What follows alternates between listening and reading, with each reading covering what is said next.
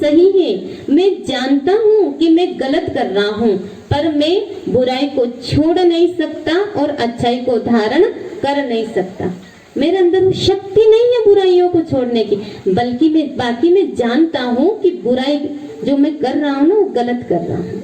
तो भगवान ज्ञान देता है, सबको देने की कोशिश करता है।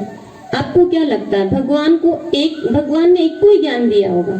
यदा यदा हि धर्मस्य ग्लानिर्भवति भारत अभ्युत्थानम् अधर्मस्य तदात्मानं सृजाम्यहम्। मैं उद्धार करने के लिए आता हूँ, तो क्या एक अर्जुन का ही उद्धार करेगा भगवान? अर्जुन इतना बड़ा पापी था क्या जो उसका उद्धार कर रहे हैं, उसको ही ज्ञान दे रहे हैं? क्या लगता है एक को ज्ञान देने से धर्म की जय हो जाएगी? अगर अभी मान लो भगवान आया या नहीं आया वो साइड में रखते हैं, पर अभी इतना पाप बढ़ रहा है, और अगर भगवान आए और आकर के सिर्फ एक को ज्ञान देंगे तो दुनिया बदल सकती है? उसके लिए क्या करना पड़ेगा? बहुत सारों को ज्ञान देंगे तब तो धीरे धीरे बदलेंगे ना। तो भगवान ने भी क्या किया, ज्ञान दिया बहुत सारी आत्माओं को, पर उनमें से जो आत्माएं ज्ञान अर्जन कर लेती है वो अर्जुन कहलाती हैं, और जो ज्ञान को अर्जन कर लेती है तो उन्हें समझ आ जाता है कि मैं ज्योति बिंदु स्वरूप आत्मा हूँ। मतलब मैं कैसी हूँ? जैसे वो सूर्य ज्योति स्वरूप है, जो आकाश में सूर्य है वो कैसा है? ज्योति पुंज है। इसी प्रकार से मैं आत्मा भी इस शरीर में ज्योति हूँ। तो सूर्य को दिया मतलब तुलना करके बताया कि मैंने ये ज्ञान किसको दिया? उन आत्माओं को दिया जिन्होंने ज्ञान को अर्जन किया, और वही आत्माएं जिन्होंने ज्ञान को सुना, अर्जन कर लिया, सुधार कर लिया, वही आत्मा सतयुग में जाकर के देवी और देवता बनी। सूर्य वंशी घराने में वो आत्मा गई। सूर्य को दिया मतलब आत्मिक स्थिति में स्थित होकर के अपने आचरणों को सुधारा और स्वर्ग में जाकर के राज्य भाग्य भोगा। तो वो आत्मा कहाँ गई? सूर्य वंश में गई। तो सूर्य को दिया, फिर सूर्य वंश में गई। यहाँ जो चित्र लगा इसमें है सतयुग, त्रेतायुग, द्वापर युग और कलयुग। तो सतयुग और त्रेतायुग, इसको श्रीमद् भगवत गीता में ब्रह्मा का दिन कहा गया है, बेहद का कल्प दिखाया गया है, और कल्प को दिखाया है कि ब्रह्मा का दिन और ब्रह्मा की रात बहुत लंबा बताया है, लाखों वर्ष का बताया है। ब्रह्मा का दिन कहा गया है सतयुग और त्रेतायुग को। दिन मतलब जहाँ पर सब जागृत होते हैं, सबकी ज्योतियां, आत्मा ज्योति जली हुई रहती है, आत्मिक स्थिति में स्थित होते हैं। तो 2 युगों तक ब्रह्मा के दिन में, जब यहाँ पर कलयुग के अंत में कलयुग जा रहा था, सतयुग आ रहा था, मतलब संधि काल होता है, उससे हम ब्रह्मा कुमारी में संगम युग कहते हैं। तो संगम युग में भगवान ने धरती पर आकर के गीता का ज्ञान दिया, और उस ज्ञान को सुना, और जिनने अर्जन किया वो आत्माएं गए सूर्यवंशी घराने में। अब सूर्यवंशी घराने में गई तो वहां पर सतयुग और त्रेतायुग, जो सतयुग है वो सूर्यवंशी घराना, और त्रेतायुग है उसे कहेंगे चंद्रवंशी घराना। इसीलिए जो सूर्यवंशी घराना है वहां के जो प्रथम राजा रहेंगे वो रहेंगे नारायण जी। इसीलिए उनके नाम के पहले लगता है सूर्य नारायण। सूर्य नारायण मतलब वो सूर्यवंशी रहेंगे। सूर्यवंशी मतलब सूर्य के समान एकदम प्रकाशवान, द्वितीयमान, 7 गुणों से वो परिपूर्ण रहेंगे।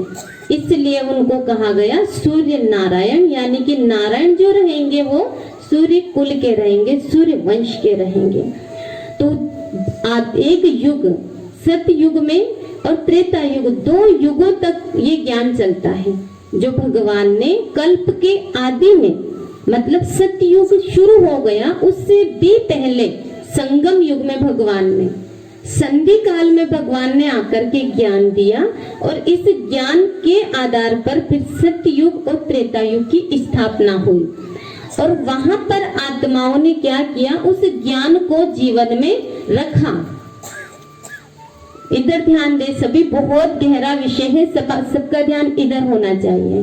सब आएंगे जाएंगे, वो सब अपना अपना करेंगे। तो क्या कहा भगवान ने कि मैंने किसको दिया? सूर्य को दिया। मतलब सूर्य वंश में जाने वाली आत्माओं ने ज्ञान को सुना। फिर उन आत्माओं ने किसको दिया? जैसे सतयुग में राजा रानी बन गए, फिर उनके बच्चे भी ज्ञान के आधार पर ही उनकी संतानें हुई।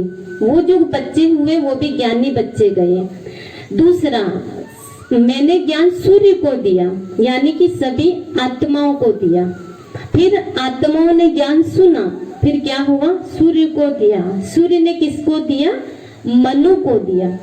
यानी कि आत्मा ने ज्ञान सुना कानों के द्वारा, और सुनने के बाद में अंदर ही अंदर उसका मनन चिंतन हुआ, और वो ज्ञान कहाँ गया? मन में गया।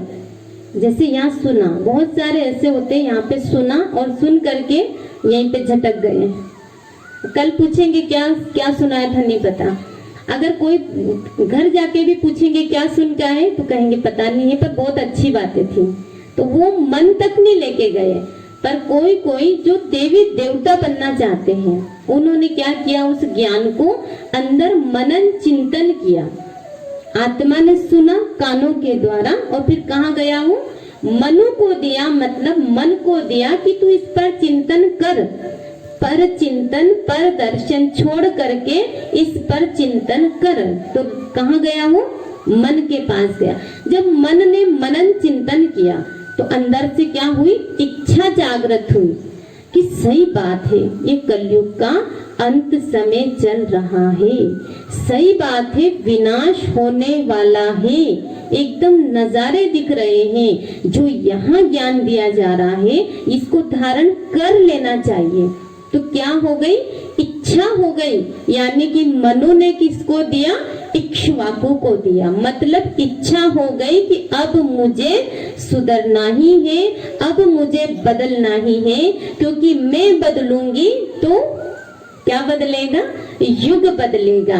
कलयुग चल रहा है, पर अगर मैं बदलूंगी तो युग बदलेगा। मतलब कौन सा युग आ जाएगा? कलयुग के बाद कौन सा युग आना चाहिए? सतयुग। तो इच्छा हुई। आत्मा सूर्य ने सुना, सूर्य के समान है ना। जैसे भगवान की भी तुलना कैसे की?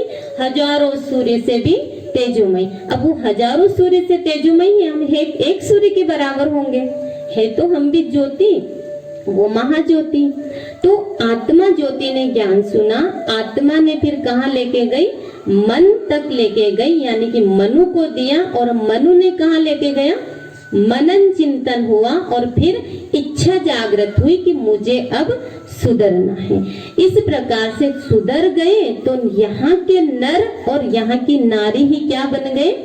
सूर्यवंशी घराने में चले गए, सत्य युग में चले गए। फिर सतयुग और त्रेता युग, 2 युगों तक वो ज्ञान जीवन में रहा, आचरण में रहा। उसके बाद में 2 युगों के बाद में इसमें दिखाया है स्वास्तिका का चिन्ह। स्वास्तिका का चिन्ह का जो उसका नीचे का भाग है, जो उसका सिरा है, वो उल्टी तरफ चला गया। यानी कि 2 युगों के बाद में आत्माएं वाम मार्ग में चली गई। कहाँ चली गई? उल्टे रास्ते पे चली गई। 2 युगों तक तो परंपरा तक वो चला, एवं परंपरा प्राप्तम इमम राज ऋषु विदु।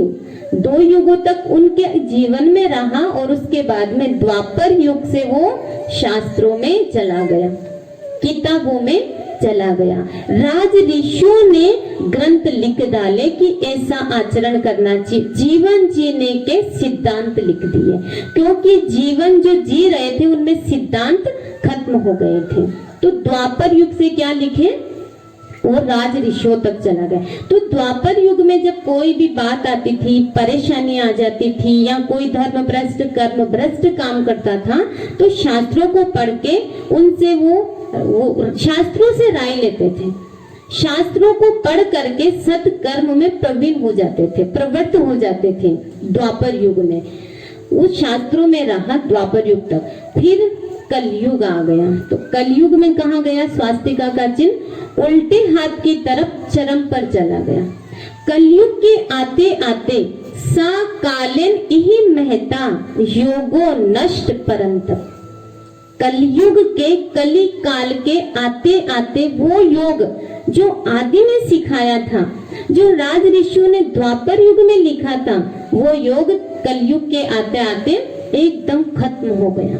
वास्तविकता पूरी तरह से छिप गई, सच्चाई पूरी तरह से खत्म हो गई। और जो अभी हमारे सामने बचे हैं शास्त्रों में, वो भी क्या है? आटे में नमक की बराबर सच्चाई बची है। तो ऐसा क्यों हुआ? तो हम 3 दिन से सुनते आ रहे कि कलिमल ग्रसे धर्म सब लुप्त भये सदग्रंथ, और दम्भहीन निज मति कल्पी करी प्रकट किए बहुपंथ। दम्भियों ने कलयुग में आकर के शास्त्रों के साथ बहुत छेड़छाड़ी करी और शास्त्रों में उल्टी सीधी बातें लिख दी। जो परंपरा से चला वो ज्ञान खत्म हो गया।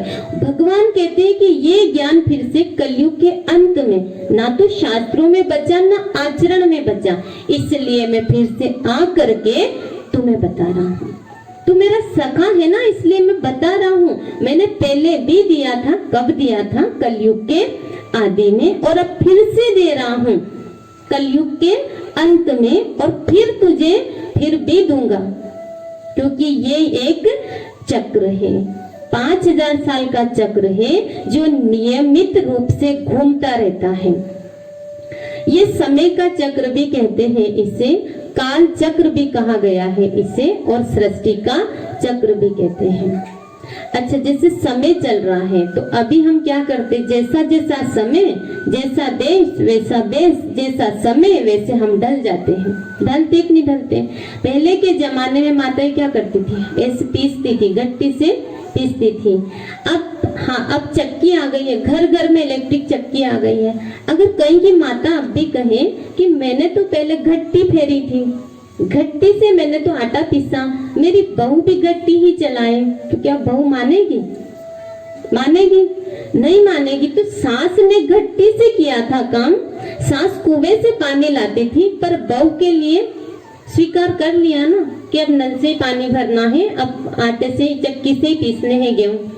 स्वीकार कर लिया, क्योंकि जैसा समय वैसा अपना आप को ढाल लिया। इसी प्रकार से जैसे अब कंप्यूटर का जमाना है, तो जो भी नौकरी करते हैं उन सबके लिए कंप्यूटर जरूरी है। सब सीख रहे हैं कंप्यूटर। क्यों? क्योंकि समय की मांग है कि ये सारी चीजें हमें आना चाहिए। अब समय की जो मांग, अगर वो चीजें हमें नहीं आएगी, उस कंपनी से, उस जॉब से हटा दिया जाएगा। इसलिए क्या किया जा रहा है? सीख रहे हैं कि समय की मांग है।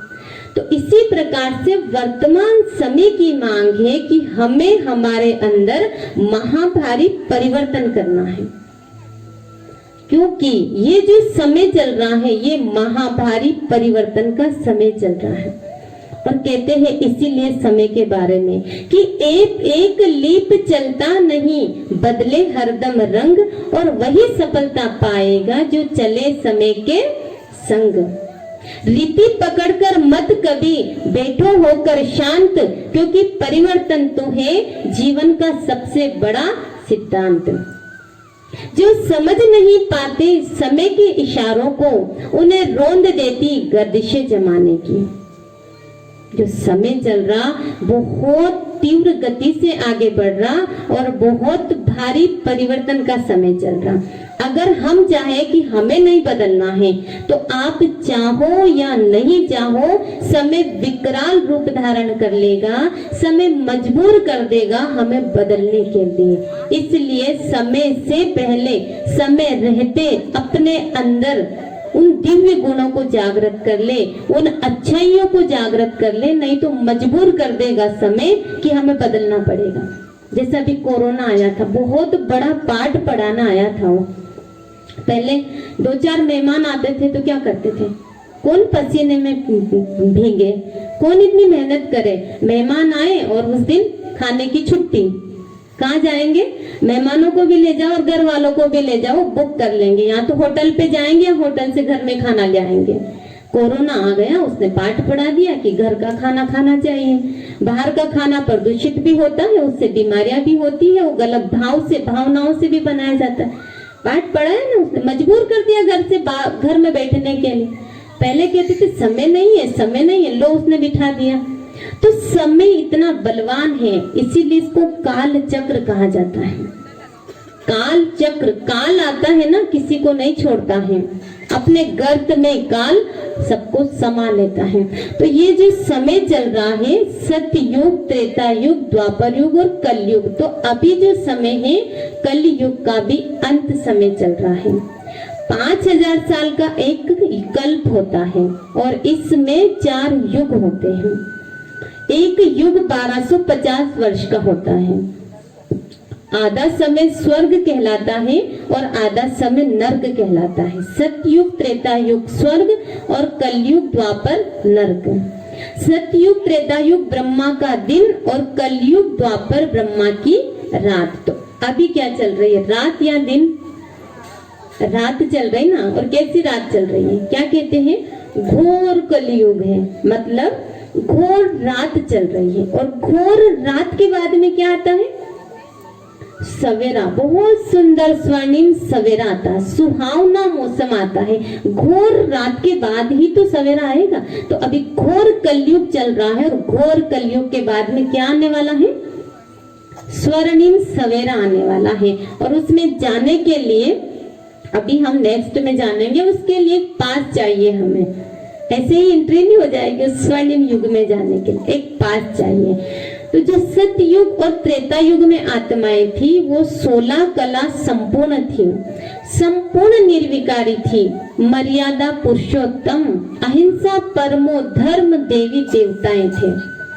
सतयुग और त्रेता युग में किसी भी प्रकार की बुराइयां नहीं थी, बुरी वृत्तियों वाले इंसान नहीं थे।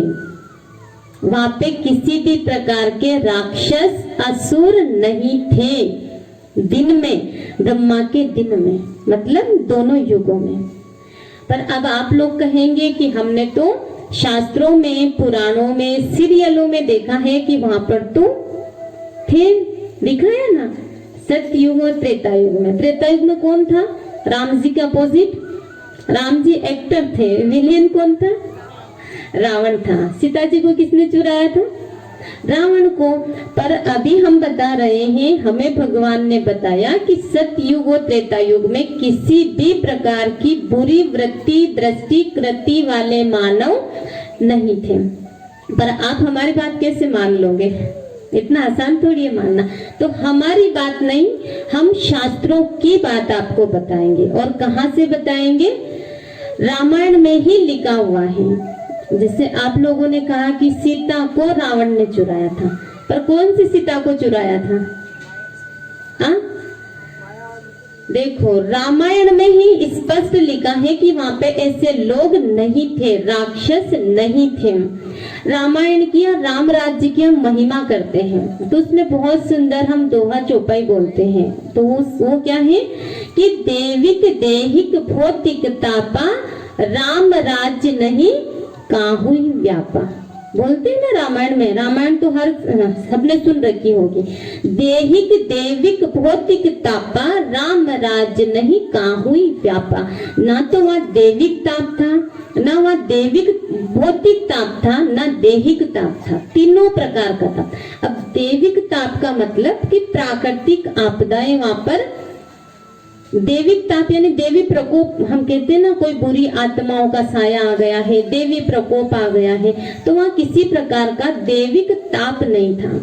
भौतिक ताप यानी कि नेचुरल कैलेमिटीज, बाढ़, भूकंप, सुनामी, इस प्रकार का भौतिक आपदाएं वहां पर नहीं आती थी।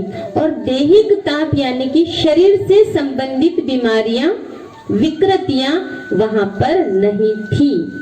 अब आप लोगों के मन में एक सवाल उठना चाहिए, अब नहीं उठाओ तो मैं बता देती हूँ कि जब वहां पे लिखा हुआ है कि इस प्रकार का ताप नहीं था, तो फिर मंत्रा कुबड़ी थी, तो क्या उसको ताप नहीं था? श्रवण कुमार के माता पिता अंधे थे, तो क्या वो ताप नहीं था? रामायण तो कह रही है कि वहां पे नहीं था। देहिक देविक भौतिक तापा, राम राज्य नहीं कहूं व्यापा। और आगे क्या है, सब नर करत परस्पर प्रीति, चल ही स्वधर्म निरत श्रुति नीति। वहां पे जितने भी लोग थे ना, सब आपस में प्रीति करते थे, बहुत प्रेम से रहते थे। इसीलिए सतयुग और त्रेता युग की महिमा में कहा जाता है कि वहां पर गाय और शेर एक घाट पर पानी पीते थे। जानवरों के अंदर भी इतना प्रेम था, घी दूध की नदियां बहती थी, शांति आनंद प्रेम, वहां आठों पहर उत्सव होते रहते थे। सब नर करत परस पर प्रीति, चलहि स्वधर्म निरत श्रुति और नीति।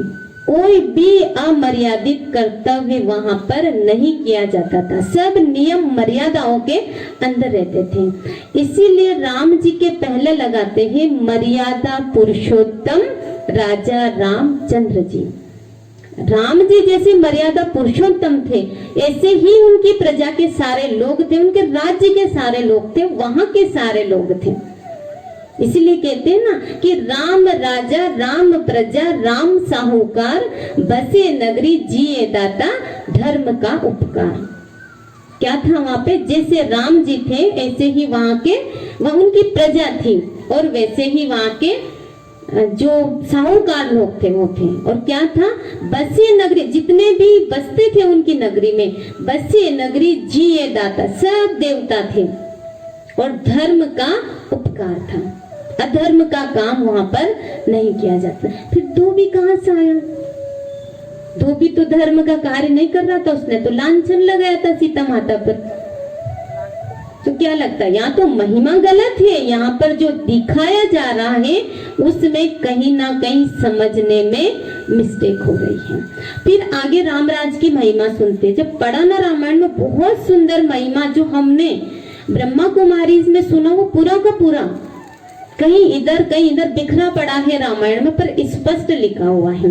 तो रामायण में लिखा है कि और कैसे थे वहां के लोग, अल्प मृत्यु नहीं कहूं नहीं पीरा, सब सुंदर सब बिरुज शरीरा। वहां अकाले मृत्यु नहीं होती, मतलब श्रवण कुमार के माता पिता नहीं मरे थे, मतलब राजा दशरथ तड़प तड़प करके नहीं मरे थे। अल्प मृत्यु नहीं कहो नहीं पीरा, सब सुंदर सब बिरुज शरीर, सब सुंदर थे। मतलब मंथरा नाम की कुबड़ी वहां पर थी या नहीं थी? महिमा के हिसाब से बताओ ना, थी या नहीं थी? सब सुंदर सब बिरुज शरीर, निरोगी काया थी सबकी। नहीं कोई दरिद्र दुखी नहीं दीना, ना कोई अबुद्ध ना लक्षणहीन,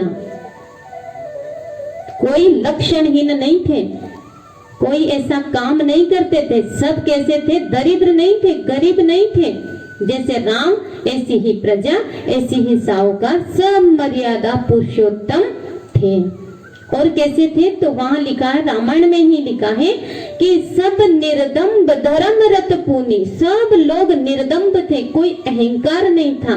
धर्म रत पुनि, सब धार्मिक कार्यों में लगे रहते थे, धर्म कर्म के कार्य करते थे, कर्म और धर्म का साथ चलता था। सब निर्दम्ब धर्म रत पुनि, नर और नारी चतुर सब गुणी, सब तरह से सब गुणी थे, सब ज्ञानी, सब पंडित, सब कृतज्ञ, सब पंडित थे। और सब कैसे थे? सब गुणन्य, सब ज्ञानी,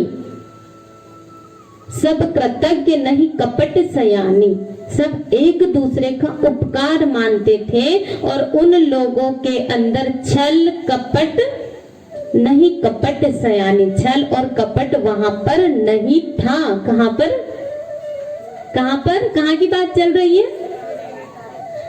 सतयुग त्रेतायुग राम राज्य की बात चल रही है। ये त्रेतायुग की बात चल रही। राम जी कहाँ थे? त्रेता युग में थे। तो राम जी के राज्य में अगर ऐसा नहीं था तो उनसे पहले वालों के राज्य में तो और ही उनसे कई ज्यादा अच्छे लोग थे। क्योंकि सत्य युग और त्रेता युग, सत्य युग के लिए कहते हैं कि जो धरती है चारों पांवों पर खड़ी थी, जो धर्म है, दया धर्म करुणा और जो भी ज्ञान था वहां पे चारों पांव पर धरती खड़ी थी। त्रेता युग में दिखाते कि एक पांव कम हो गया था, जो बेल दिखाते बेल के ऊपर धरती खड़ी है उसका एक पांव कम हो गया 3 पांव पर, त्रेता युग में 3 पांव पर, और द्वापर युग में 2 पांव पर, और कलयुग में एक पांव पर, इसीलिए धरती डोलती रहती है, क्योंकि नीचे लंगड़ा बेल, लंगड़ा भी क्या खाएंगे, एक पांव वाला बेल है। तो बेल मतलब कोई ऐसे बेल नहीं है, वो समझाने के लिए कि सतयुग यानी कि 100% अच्छाइयां थी। आप कल्पना भी नहीं कर सकते कि वो लोग कितने अच्छे थे। 16 कला संपूर्ण, 16 कला मतलब 100% संपूर्ण थे, संपूर्ण निर्विकारी मर्यादा पुरुषोत्तम थे, सतयुग और त्रेता युग वाले देवी और देवता। तो जब ऐसे महिमा लिखी है तो फिर रावण को भी तो दिखाया रामायण के अंदर, दिखाया ना रामायण के अंदर। देखो रामायण के ही अंदर उत्तर कांड में 65वां दोहा आता है और उसमें स्पष्ट लिखा है कि ऐसे अदम मनुज खल कृतजुग त्रेता नाही, द्वापर में कछुक व्रत बहु होई कलजुग माही। ऐसे अदम खल सतयुग और त्रेता युग में नहीं थे। किसने कहा? ये रामायण के अंदर लिखा है कि वहां पर ऐसे अदम अधर्मी लोग, खल मतलब राक्षस, वहां पे किसी प्रकार के निशाचर, राक्षस, पिशाच, रावण नहीं थे। द्वापर में कछुक बद, द्वापर में कुछ आए थे, थोड़े थोड़े शुरू हो गए थे, और बहु हो ही कलयुग, झुंड के झुंड हो गए कलयुग में। तो हर गली, हर नुक्कड़, हर मोहल्ले पर कौन मिलेगा? रावण मिलेगा, दुशासन मिलेगा, दुर्योधन मिलेगा।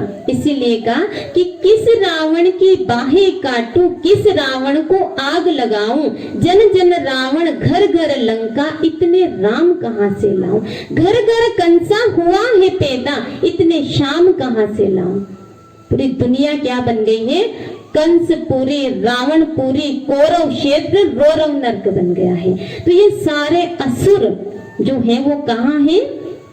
अभी ही है, सत्य युग त्रेता युग में नहीं थे। तो फिर जो रामायण लिखी है उसमें तो दिखाया कि सीता जी को चुराया था। तो फिर ये तो दोनों अपोजिट हो गई ना बात, विरोधाभासी है। एक तरफ वहां पे ऐसे थे नहीं, दूसरी तरफ दिखा रहे चुराया था। तो जब रामायण को गहराई से पढ़ा ना तो वाल्मीकि जी ने ही लिखा, स्पष्ट जवाब दे रखा है। क्या जवाब दे रखा रामायण में? कि सीता को नहीं चुराया था, त्रेता युग वाली सीता को नहीं चुराया था। तो फिर किसको चुराया था? किसको चुराया था? तो उसमें दिखाते हैं, रामायण सीरियल सबने देखा होगा ना, रामानंद सागर जी वाला तो देखा ही होगा आप लोगों ने। अभी फिर डबल ट्रिपल चल गया था, कोरोना में सबने देख लिया होगा। उसमें क्या दिखाया है कि सीता को नहीं चुराया था, सीता की छाया को चुराया था। ऐसे दिखाते ना। असली सीता कहाँ थी? तो फिर किसके पास थी? अग्नि देवता के पास में असली सीता थी। और रावण जो लेके गया था वो कौन सी वाली सीता थी? वो डुप्लीकेट सीता की फोटोकॉपी थी, फोटो था, उसकी छाया थी। अच्छा आप लोग ये बताइए कि मैं यहाँ बैठी हूँ, ठीक है, और मेरी छाया मान लो इधर छाया जा रही है, कोई है आप में से ऐसा कि जो मेरी छाया को चुरा लेगा? कोई है जो छाया को चुरा लेगा? छाया को चुराने के लिए पहले किसको चुराना पड़ेगा? किसको चुराना पड़ेगा? मुझे चुराना पड़ेगा। जिधर मैं जाऊंगी उधर मेरी छाया जाएगी। पर वाल्मीकि जी ने तो लिखा, तो क्या वाल्मीकि जी ने ऐसे लिख दिया होगा? सीता की छाया को चुराया। बहुत बड़ा रहस्य है, बहुत बड़ा आध्यात्मिक भाव है इसके पीछे। मतलब सतयुग त्रेता युग में हम सब कौन है? आत्मा सीताएं हैं अभी। और हमारा राम कौन है? सबका प्राणपति कौन है? तुम हो एक अगोचर सबके प्राणपति। तो हम सब सीता और हमारा पति कौन है? राम। कौन राम? 4 राम है, सुन लिया ना 4 राम का। तो हमारा कौन सा राम है? चौथा राम। 3 राम को सब कोई ध्यावर, चौथे राम का पार न पावो। चौथा राम हम सीताओं का स्वामी है। तो आत्मा सीता कलयुग में है, और जब यही आत्मा सीता सतयुग में थी तो ये क्या थी? नारी ऐसी करनी करे कि कौन बन जाए? लक्ष्मी बन जाए। तो यही सीताएं, मतलब यही आत्मा सतयुग में कौन थी? लक्ष्मी। और नारायण। वही लक्ष्मी फिर नीचे उतरते उतरते उतरते त्रेता युग में क्या बन गई? सीता। और वही सीता फिर नीचे आई द्वापर युग में नारी, और वही सीता कलयुग में आई और एकदम साधारण नारी। तो अब बताए लक्ष्मी कहाँ है? कहाँ है लक्ष्मी? अरे अभी सतयुग तो है ही नहीं ना धरती पर, है क्या सतयुग? अभी तो कलयुग चल रहा है, नर्क चल रहा है, तो स्वर्ग थोड़ी है। तो जो सतयुग में लक्ष्मी थी, जो त्रेता युग में सीता थी, वो अभी कहाँ है? कहाँ गए होंगे? सतयुग में लक्ष्मी, त्रेता युग में सीता, द्वापर युग में रानी नारी, और त्रेता युग में एकदम साधारण नारी। कहाँ बैठी हुई है? कहाँ बैठी हुई है? यहीं पर बैठी हुई है, यहीं पर बैठी हुई है। तो सतयुग त्रेता युग वाली जो सीता थी, वो कौन सीता जो दिखाते हैं? वो रामचंद्र जी की पत्नी महारानी सीता थी त्रेता युग में। उस सीता को किसी को चुराने की हिम्मत नहीं कि उसको टच भी कर सके। और वहाँ असुर थे ही नहीं, राम राजा, राम प्रजा, राम सावकर, सब राम जी की तरह मर्यादा पुरुषोत्तम थे। महारानी सीता भी मर्यादा पुरुषोत्तम थी। तो सीता की छाया को और कहाँ चुराया? तो उसमें क्या दिखाते हैं? वनवास हुआ उनको। फिर वो कहाँ गए? 14 वर्ष का वनवास था। पंचवटी में थे। पंचवटी में कौन कौन थे? सीता थी, राम जी थे और लक्ष्मण जी थे। उसमें दिखाते हैं कि सीता जी एक दिन फूल तोड़ रही थी, तो उसको क्या दिखा? बहुत सुंदर सोने का मृग दिखा। दौड़ करके राम जी और लक्ष्मण जी के पास कुटिया में आती है और उनसे कहती है कि स्वामी बहुत सुंदर सोने का मृग है, आप उसको पकड़ करके ले आओ। तो राम जी कहते हैं कि समझाते दोनों भाई कि कल्याणी, ऐसे कोई सोने का थोड़ी पक्षी रहता है, पशु रहता है, सोने का हिरण नहीं होता है, ये छलावा है। बोलते नहीं, मैंने देखा ना, बहुत सुंदर मृग है वो दोनों भाई समझाने की कोशिश करते हैं। तो सीता क्या कहती? आप इतना सा भी नहीं कर सकते मेरे लिए, और बातें करोगे दोनों भाई इतने में तो हिरण भाग जाएगा, इसलिए जल्दी करो और जाओ। किसको बोल रही? बार बार राम जी को बोल जाओ, जल्दी जाओ, मेरे लिए हिरण लाओ। तो राम जी कहते अच्छा करोगी क्या तुम हिरण का? तो क्या कहती है? उसको पकड़ करके लाना, और जब अपन वापस चलेंगे ना अयोध्या में, तो हिरण के पाँव में घुंघरू बांधेंगे और माताओं को भेंट देंगे, वन की भेंट देंगे। जब हिरण महल पे जाएगा ना इधर उधर, उसके पाँव के घुंघरू बाजेंगे तो माताएं देख देख करके हर्षित होगी। राम जी कहते अच्छा अगर वो जिंदा नहीं आया हाथ में तो क्या कहती है? मार करके ले आना। उसकी खाल है ना, उसकी खाल को अयोध्या लेके जाएंगे और उसकी खाल पर, चर्म पर बैठ करके पूजा पाठ करेंगे, पर आप उसको लेकर आओ मेरे लिए। ये है ना कहानी। तो दिखाते हैं कि राम जी फिर जाते हैं लक्ष्मण को बोल करके कि लक्ष्मण तू सीता की ध्यान रखना, रक्षा करना। राम जी जाते हैं, हिरण को मारते हैं, वो मायावी था, आवाज बदल करके फिर सीते सीते लक्ष्मण लक्ष्मण आवाज लगाता है। तो सीता जी फिर क्या करती है? आवाज सुनती है और अब एकदम चिंतित हो जाती, बेचैन हो जाती है, और लक्ष्मण जी को कहती है कि आप जाओ, आपके भाई के प्राण संकट में है। लक्ष्मण जी बहुत समझाते हैं कि भगवान है वो, त्रिलोकी नाथ है वो, उसे कोई कुछ नहीं कर सकता। सीता उसको कहती है कि आप जब ऐसी विपदा आई तो भाभी के आंचल में छुप रहे हो, और जाओ, अगर नहीं जा सकते तो मैं खुद जाऊंगी। ऐसे दिखाया ना रामायण में। तो फिर लक्ष्मण जी भी मजबूरी में जाने के लिए तैयार होते हैं, पर जाने से पहले क्या करते हैं? लक्ष्मण रेखा खींच के जाते हैं कि भाभी इसके बाहर मत चले जाना, हम अभी आते हैं। अब जैसे उधर लक्ष्मण जी गए, इधर कौन आता है?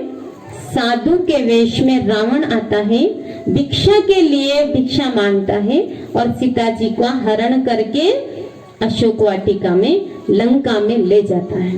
यही कहानी है, ये कहानी है। अब वहां जाकर के जैसे रावण की लंका में जाती है, अब वहां जाके सीता जी में एकदम पावर आ जाती है। वहां जाके क्या कहती? मैं तेरे राज्य में, राजमहल में नहीं चलूंगी।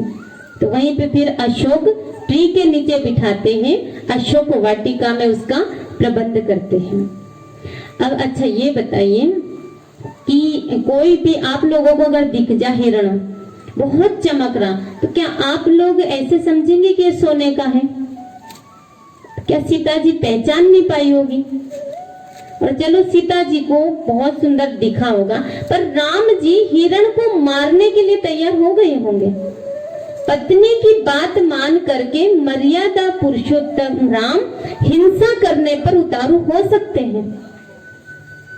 क्या लगता है आप लोगों को? मर्यादा पुरुषोत्तम भगवान श्री रामचंद्र जी, हम भगवान कहते हैं ना उनको, और वो पत्नी की बात मानी हिरण को मारो, और वो मारने के लिए चले गए। क्या होगा? तो ये बहुत गहरी बात है। देखो, पंचवटी में कौन थी? सीता। और सीता किसकी पुत्री थी? किसकी पुत्री थी? राजा जनक की पुत्री। पर असली में राजा जनक की पुत्री नहीं थी वो। राजा जनक ने उनको पाया था। ऐसा दिखाते हैं कि राजा जनक जी एक दिन हल चला रहे थे, है ना? तो हल में क्या निकला? मटका, और मटके में से सीता को पाया। और राजा जनक जी को विदेही कहते हैं। विदेही थे मतलब वो सब कुछ संभालते हुए निमित्त मात्र संभालते थे, बाकी उनकी जो बुद्धि है वो परमात्मा में लगी रहती थी। उनने खेत में हल चलाया। तो देखो गीता जी में लिखा है 13वां अध्याय में, भगवान कहते हैं अर्जुन को कि अर्जुन, ये क्षेत्र जो शरीर है ये क्षेत्र है और आत्मा इसमें क्षेत्रज्ञ है। गीता जी के प्रथम श्लोक में भी कहा है कि धर्म क्षेत्र कुरुक्षेत्र समवेता युयुत्सुवा। तो वहां स्थान दिखाया है। और 13वें अध्याय में क्षेत्र मतलब शरीर और क्षेत्रज्ञ मतलब आत्मा कहा गया है। तो राजा जनक मतलब विदेही।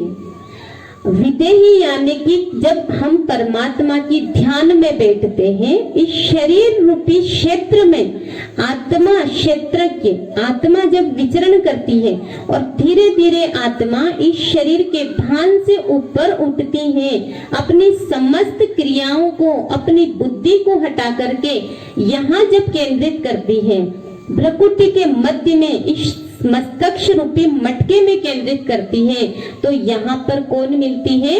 आत्मा सीता की प्राप्ति होती है। इस शरीर रूपी खेत में जब हम अपने आप को डिटेच करते हैं, राजयोग का अभ्यास करते हैं, तो धीरे धीरे हम पूरी सारी शरीर की इंद्रियों से ध्यान हटा करके हमारा पूरा ध्यान कहाँ केंद्रित करते हैं? यहाँ पर केंद्रित करते हैं। तो यहाँ किसको पाते हैं? राजा जनक ने किसको पाया? सीता को पाया। और सीता कौन? आत्मा सीता को पाया। सीता मिलती है। और सीता कौन? उसमें भी दिखाया है कि वो कहाँ थी? पंचवटी में सीता थी। पंचवटी मतलब ये जो काया है ये कितने तत्वों से मिलके बनी है? 5 तत्वों से मिलके पंचवटी, ये हमारी देह है। इस पंचवटी में कौन है? यहाँ पर कौन बैठी है? सीता बैठी हुई है। सीता के साथ में 2 और हैं। एक है परमात्मा निराकार राम की याद, और दूसरा है लक्ष्मण, यानी कि मन को लक्ष्य में रखना। जब आत्मा सीता इस पंच तत्व की कुटिया में उस निराकार राम की याद में बैठेगी, अपने मन को लक्ष्य में रहेगी, तो जंगल में होते हुए भी मंगल का अनुभव करेगी। पर जैसे ही बाहरी आकर्षण में आकर्षित हुई आत्मा सीता, क्या दिखा? सोने का हिरण। हम कहते हैं ना मृग तृष्णा, जैसे हिरण होता है मरुस्थल में, तो पानी को देख करके, और रेत जो होती है एकदम चमकती है, उसे लगता है कि सामने पानी चमक रहा है, और उसकी खोज में वो दौड़ता है, और जब पास पहुंचता है तो पता लगता है तो रेत है। फिर दूर देखता है तो फिर पानी दिखता है, फिर पास जाता है तो रेत अनुभव होती है। तो मृग तृष्णा मतलब बाहरी दिखावा, बाहरी आकर्षण, बाहरी चमक की तरफ जैसे ही आत्मा सीता आकर्षित होती है तो किसको भूल जाती है? किसको भेज देती है? भगवान राम को भी भेज देती। भगवान के सामने जाती है आत्माएं आज हम, और क्या कहते हैं? भगवान मेरा ये काम कर दो ना, भले ही सही हो गलत हो, नियम के अंदर हो मर्यादा के अंदर हो या कैसा भी कार्य हो, पर क्या करते हैं? भगवान के पास जाते हैं और भगवान से जाकर के क्या करते हैं? हाथ जोड़ के प्रार्थना करते हैं, सोमवार के व्रत रखते हैं, भगवान मेरा कोई सी भी इच्छाएं लेके भगवान के पास पहुंच जाते हैं। और भगवान फिर बहुत समझाने की कोशिश करता है, पर जब नहीं समझते हैं, हम अट पड़ जाते हैं, तो फिर भगवान क्या करता है? भगवान क्या करता है? भगवान कहता ठीक है तेरी इच्छा पूरी कर ले, पर मैं तो गया, क्योंकि जहां राम तहां काम नहीं, और जहां काम तहां राम नहीं। अगर इच्छा पूरी हो गई, इच्छाओं के पीछे जाएंगे तो अच्छा नहीं बन पाएंगे, राम को साथ में नहीं रख पाएंगे। मृग तृष्णा के पीछे, दुनिया की चकाचौंध के पीछे, दिखावे के पीछे जैसे गए, परमात्मा राम की याद रहेगी? फिर इतना धन, इतना वैभव, पदार्थ कितना भी अर्जित कर लो, पर परमात्मा राम की याद नहीं रहेगी। मतलब राम गया, कहाँ गया? राम को भेज दिया, हमें तो बस प्राप्तियां करनी है, हमें तो बस चाहिए चाहिए चाहिए। भगवान चला गया, ठीक है भगवान गया, फिर भी रक्षा के लिए मन को लक्ष्य में तो रखो।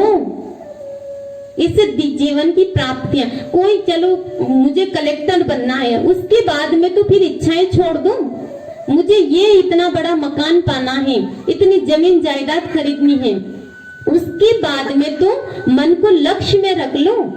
पर क्या करते हैं? एक मिला 10 और इच्छाएं जागृत हो जाती, वो पूरी हुई और इच्छाएं जागृत हो जाती। मतलब मन कहाँ गया? अगर मन लक्ष्य में है तो भी हम रावण से बच जाएंगे, पर मन को भी क्या कर दिया? मन को भी, लक्ष्मण को भी कहाँ कर दिया? दूर कर दिया। मन भी हमारा वश में नहीं रहा, वश में नहीं रहा। ठीक है, मन की भी मान लो, मनमानी कर लो, पर तीसरी बात जो लक्ष्मण ने समझाया था कि रेखा तो पार मत करना माते, पर क्या कर रहे हैं? मनमानी करते करते करते जो नियम मर्यादाएं हैं उनका भी उल्लंघन कर देते हैं। सबके लिए जीवन जीने के सिद्धांत बने हुए हैं, जानवर के लिए भी नियम मर्यादाएं हैं, तो इंसान तो सबसे बुद्धिमान प्राणी है। जीवन जीने के कुछ आदर्श होते हैं, कुछ नियम मर्यादाएं होती है। ठीक है, मन मानी भी कर लो, भगवान को भी मत याद करो, पर नियम मर्यादा के अंदर तो रह करके कर्म करो। पर मन मानी करते करते करते नियम मर्यादाओं का भी अगर उल्लंघन कर दिया तो सीता कहाँ चली गई? कहाँ चली गई? रावण के कब्जे में। रावण मतलब कोई 10 सिर वाला मनुष्य नहीं था, 10 सिर वाला असुर नहीं था। रावण मतलब बुराइयों का प्रतीक है। काम, क्रोध, लोभ, मोह, अहंकार, ईर्ष्या, नफरत, घृणा, द्वेष और वैर, ये 10 बुराइयों का प्रतीक है रावण।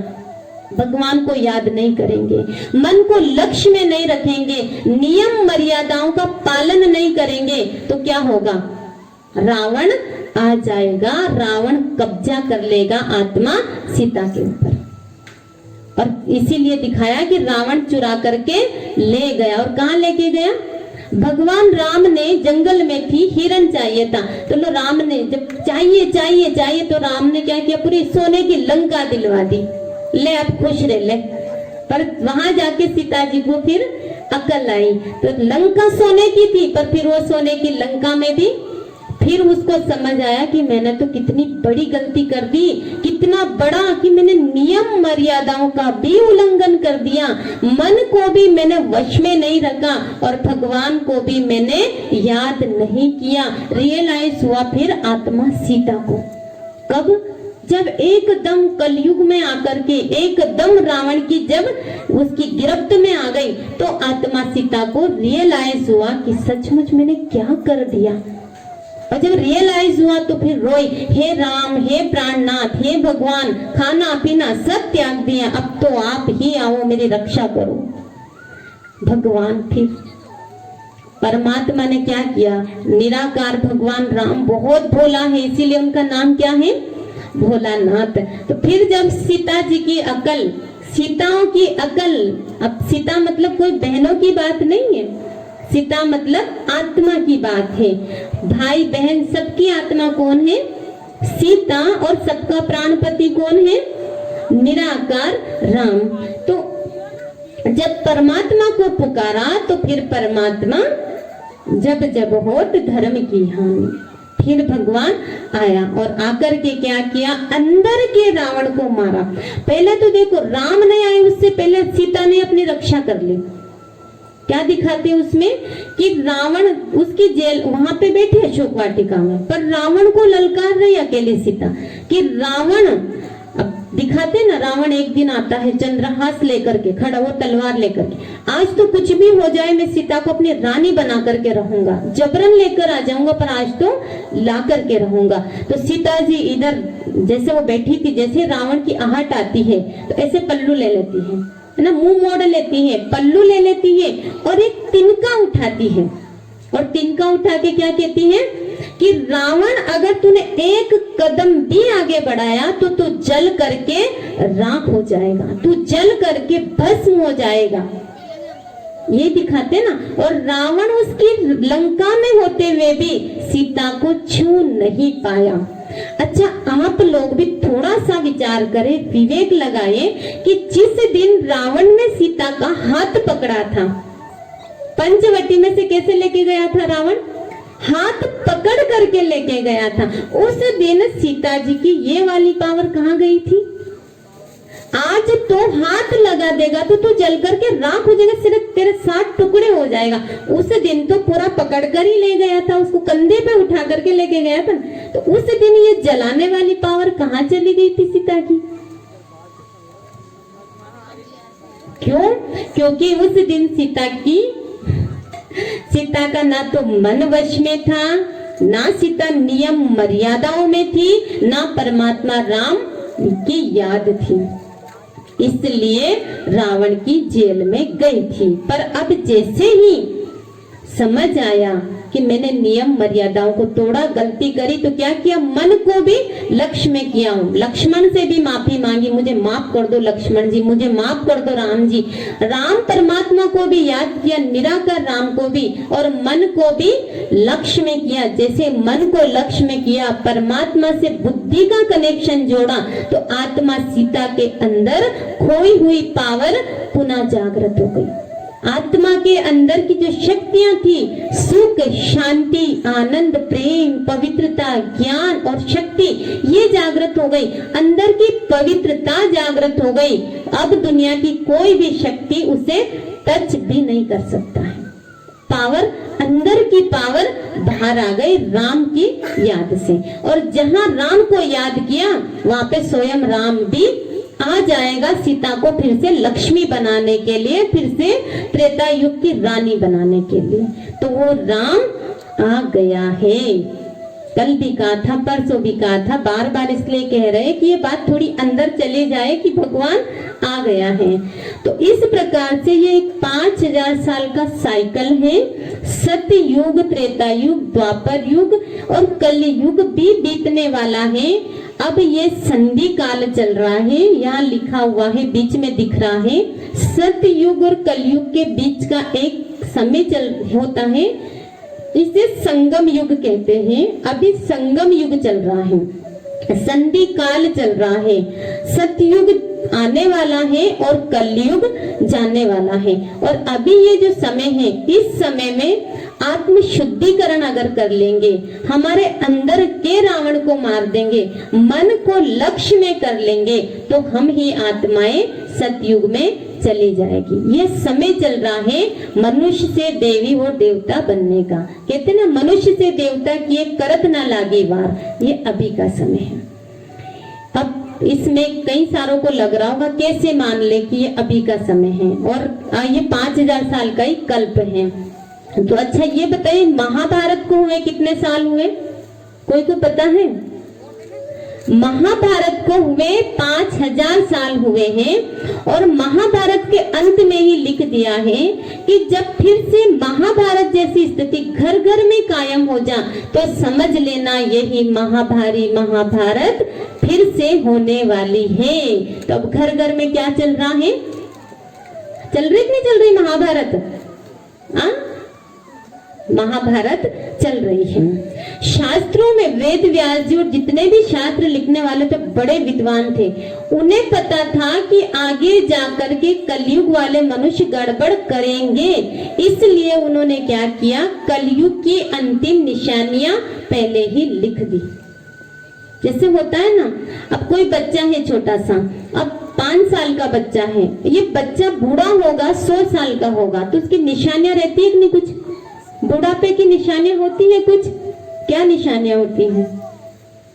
क्या निशानियां? कैसे पता चलेगा बूढ़ा हो चुका व्यक्ति? सफेद बाल हो जाएंगे और आंखों से, है ना, आंखों से दिखना बंद हो जाएगा, दांत गिर जाएंगे, कमर झुक जाएगी। तो ये सारी क्या निशानियां हैं?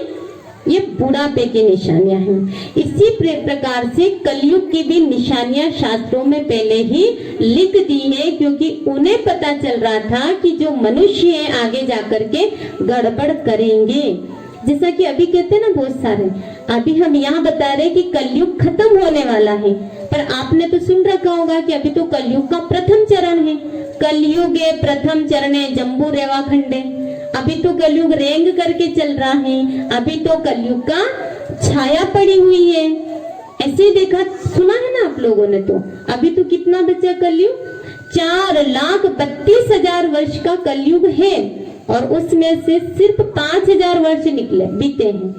अभी तो 4,27,000 वर्ष और बचे हैं, ऐसा दिखाते हैं। पर वास्तव में ये पुराणों में, शास्त्रों में नहीं दिखाया। ये मोटी बुद्धि वाले लोगों की गणना है। शास्त्रों में या कहीं भी देखोगे ना अगर आप महिनता से, तो 5,000 साल ही कल्प की आयु दिखाई गई है। देखो कल हम एक उदाहरण देख रहे थे कि ब्रह्मा जी की नाभि से विष्णु जी निकले और उन्होंने 5,000 साल तक कमल की नाल में चक्कर लगाया।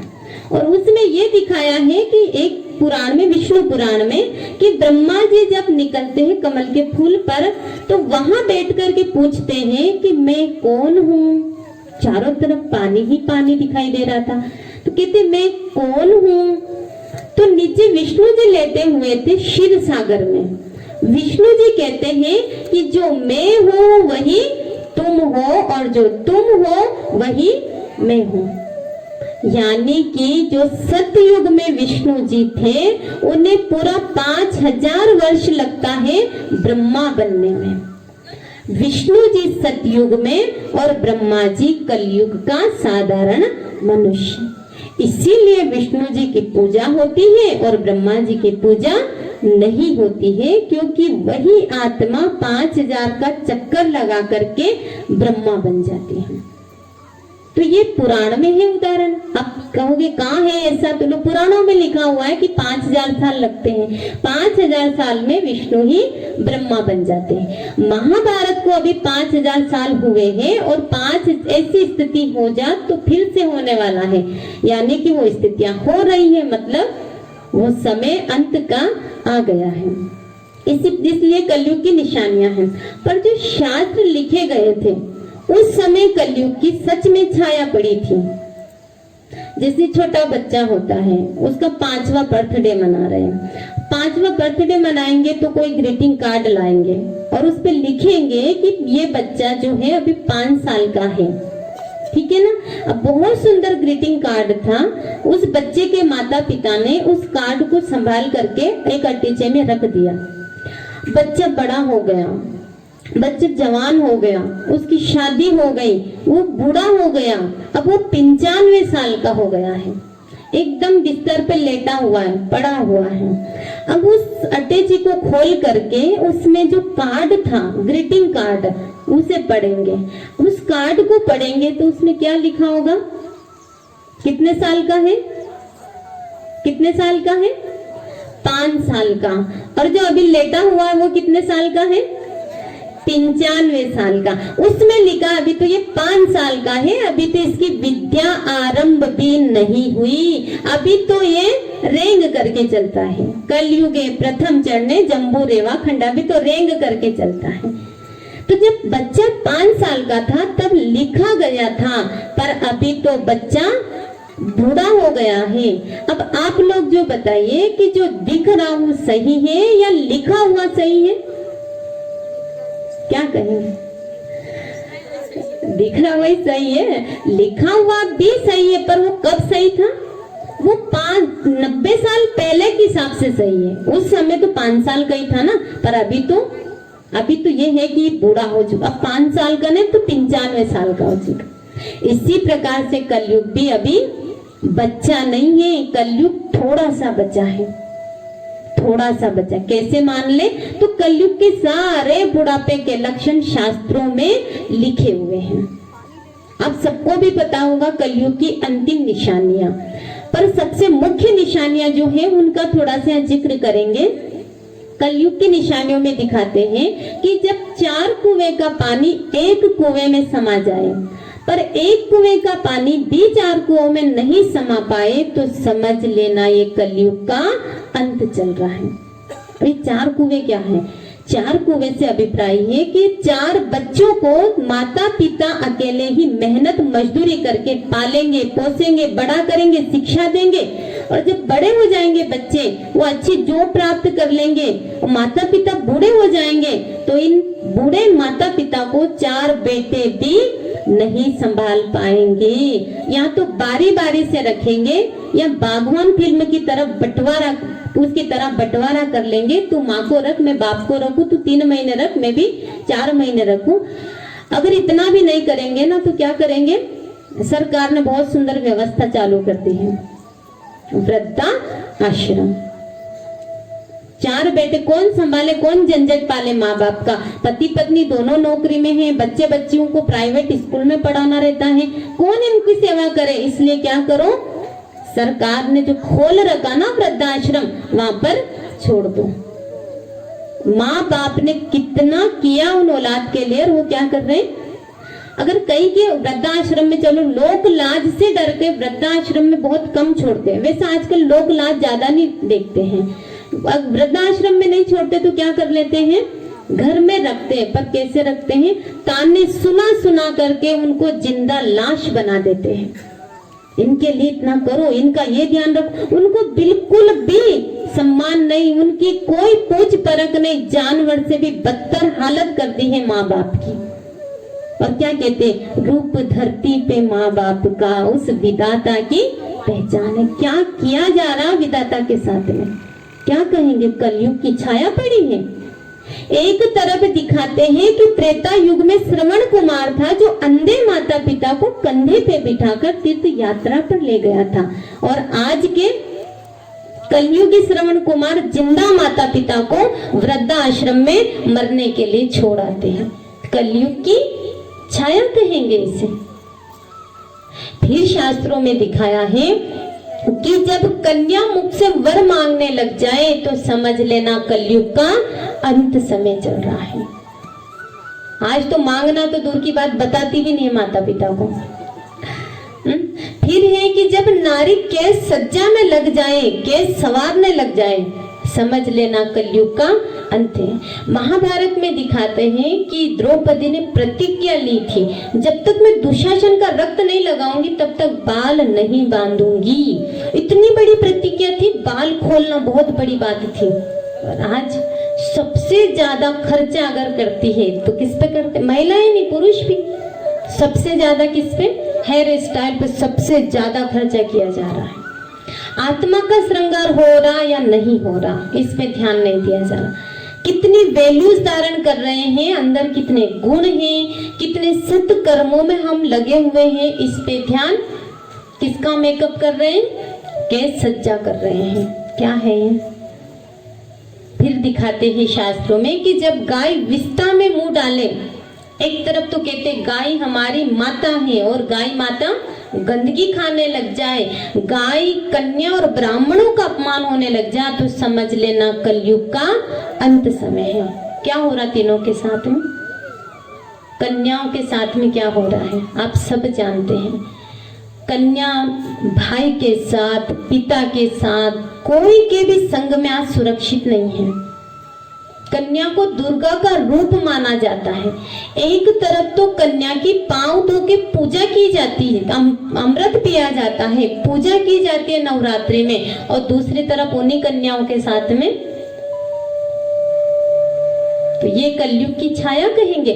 महाभारत में दिखाया कि दुशासन ने द्रौपदी का चीर हरण करना चाहा था, कर नहीं पाया था, पर आज तो कितनी सारी द्रौपदी की, उसमें दिखाते ना, भरी सभा में लाज लूटी जा रही थी, आज कितनी सारी द्रौपदी की संगठित होकर के चीर हरण, सब कुछ हरण किया जा रहा है। कलयुग की छाया कहेंगे इसे।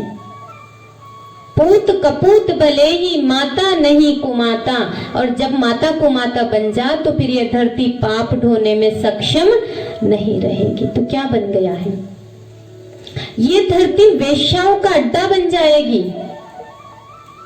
कितनी सारी माताएं भारत की, विश्व की इस वेश्यावृत्ति में लिप्त हैं, आप सब अच्छे से जानते हैं। पहले के जमाने में कहते थे कि अगर चरित्र गया तो सब कुछ गया, और आज के जमाने में कहते हैं कि धन गया तो सब कुछ गया, चरित्र गया तो कुछ भी नहीं गया। चरित्र को तो कुछ माना ही नहीं जा रहा है आज। तो क्या है, ये कलयुग का छाया है या अंत समय है, क्या कहेंगे? ये कलयुग का अंत समय चल रहा है। कलयुग जाने वाला है और सतयुग आने वाला है।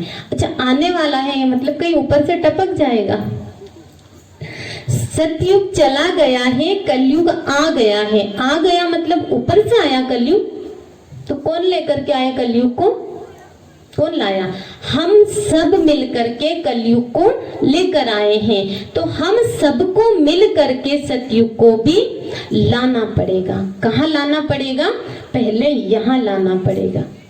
जैसे ही अंदर गुण आएंगे, अंदर के अवगुण नष्ट हो जाएंगे, अंदर गुण आ जाएंगे तो सब कहाँ चले जाएंगे? सब गुणन्य, सब पंडित, सब ज्ञानी, सब कृतज्ञ नहीं कपट सयानी, सब क्या बन जाएंगे? सब नर और नारी चतुर सब गुणी, नर और नारी सब देवी और देवता बन जाएंगे, और इसी धरती पर राम राज्य, स्वर्ग, बैकुंठ, बहिष्ठ आ जाएगा। पर उसके लिए हमें बदलना होगा। अब आप लोग कई सारे सोच, तो हमें तो नहीं मानते हैं कि ये कलयुग का अंत चल रहा, हमें नहीं बदलना। ठीक है, आप नहीं बदलना चाहते हो तो भगवान तो अपना कार्य कर रहा है, और वो तो करवा के रहेगा, स्वर्ग धरती पर लाकर ही रहेगा। अगर हम बदल लेंगे तो हम स्वर्ग में चले जाएंगे, सतयुग में चले जाएंगे। नहीं तो दिखाया ना कि विराट रूप में भीष्म पितामह, द्रोणाचार्य, कृपाचार्य, दुर्योधन सब दहाड़ों में भगवान की जो दहाड़े उसमें खींचे चले जा रहे हैं, और उनके दांतों में उनकी गर्दनें एकदम चूर्ण की तरह चिपकी हुई हैं। विनाश काल में सबका विनाश होगा, और जो बदल जाएंगे वो चले जाएंगे सतयुग में। इस पे एक सुंदर सी छोटी सी कहानी सुनाना चाहूंगी। एक बार दिखाते हैं कि वन में अकाल पड़ा हुआ था, जंगल में बंदर और बंदरी रहते थे। तो बंदर बंदरी एक पेड़ पे बैठे हुए थे, और उस पेड़ के नीचे एक बावड़ी थी, डाली पे बैठे हुए थे, वहां एक नीचे बावड़ी थी, कुआं था। और थोड़ी दूर दो पक्षी, तोता, मैना और तोता बात कर रहे थे कि अगर ये जो समय चल रहा है, इस समय में भगवान का वरदान है कि इस समय में इस बावड़ी में पानी आएगा।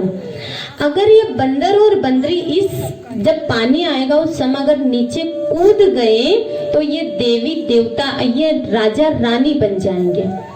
अगर ये कूद गए तो राजा रानी बन जाएंगे।